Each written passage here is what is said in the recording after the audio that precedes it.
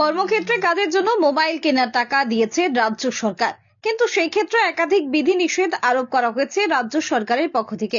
এরই প্রতিবাদে আন্দোলনে নামলেন পশ্চিমবঙ্গ আশা কর্মী ইউনিয়নের পূর্ব মেদিনীপুর জেলা শাখা। তারই অঙ্গ হিসেবে মঙ্গলবার দুপুরে সংগঠনের পক্ষ থেকে পূর্ব মেদিনীপুর জেলার জেলা শাসকের দপ্তরের সামনে বিক্ষোভ দেখানো হয় আশা কর্মীদের পক্ষ থেকে। বেশ কিছুক্ষণ বিক্ষোভ দেখানোর পর জেলা শাসকের দপ্তরে একটি ডেপুটেশন তুলে দেওয়া হয়।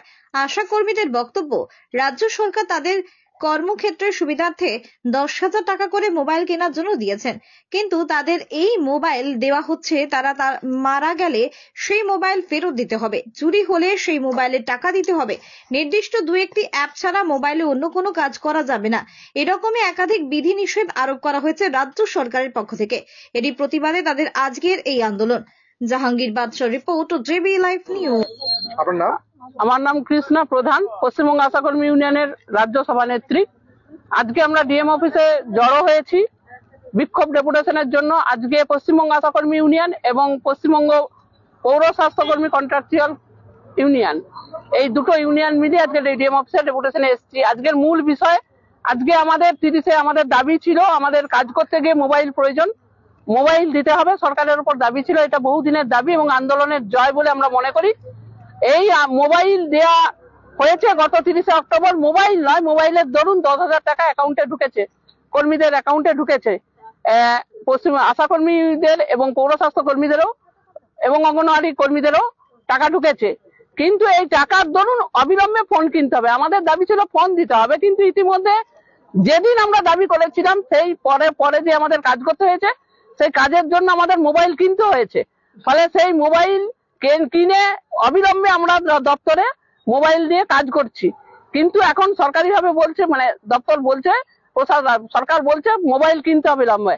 মোবাইল না কিনে অনেকে বলছে, অনেক ব্লক বিএমওইচ বলছে ভাউচার একটা দিতে হবে। আমরা ভাউচার দিতে রাজি। এখন আমরা বর্তমানে যে মোবাইল কিনছি, যে মোবাইল কাজ করছি, সেই মোবাইলেরই ভাউচার দেবো, এক্সট্রা অন্য কোনো ভাউচার দেবো না। এবং এখন মোবাইল ভাউচার যে দিচ্ছে সেটা জিএসটি বিল সহ যাচ্ছে, এবং জিএসটি যদি সেই মোবাইল কেনার সময় জিএসটি থাকে তাহলে বিল দেয় সেই অনুযায়ী, কিন্তু এক্সট্রা আমরা কোনো কিছু দেবো না। এছাড়াও আমাদের দাবি, আমরা আজকে ভলেন্টিয়ার তকমা দিয়ে আমাদের স্বাস্থ্য পরিষেবার, শুধু মা শিশুর কাজ নয়, আজকে স্বাস্থ্য দপ্তরের সমস্ত পরিষেবা জনগণকে আমাদের সমস্ত পরিষেবা দিতে হচ্ছে। আমরা ইনসেন্টিভের ভিত্তিতে কাজ করি। সেই ইনসেন্টিভ আজকে নভেম্বর মাসের আমরা 4 মাস আজকে ইনসেন্টিভ বাকি। আজকে আমরা 5,250 টাকায় কাজ করি, রাজ্য সরকার দেয়, এটা ফিক্সড ভাতা। এই আজকের বাজার মূল্যের নিরিখে এই 5,250 টাকায় কোনো পরিবার চলতে পারে না। ফলে আজকে ন্যূনতম মজুরির দাবি আমরা করছি। আজকে আমাদের স্বাস্থ্যকর্মীর মর্যাদা দেওয়া হোক এবং ন্যূনতম মজুরি দেওয়া হোক, এবং মোবাইলের যে কেনার জন্য যে শর্ত চাপানো হচ্ছে, এই অবিলম্বে বিভিন্ন শর্ত তাকে ফেরত দিতে হবে। হারিয়ে গেলে কর্মীর দায়, এই শর্ত অবিলম্বে বাতিল করতে হবে।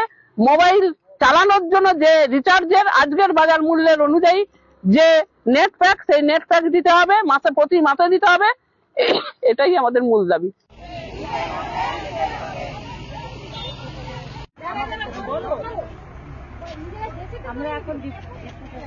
আপনার নাম?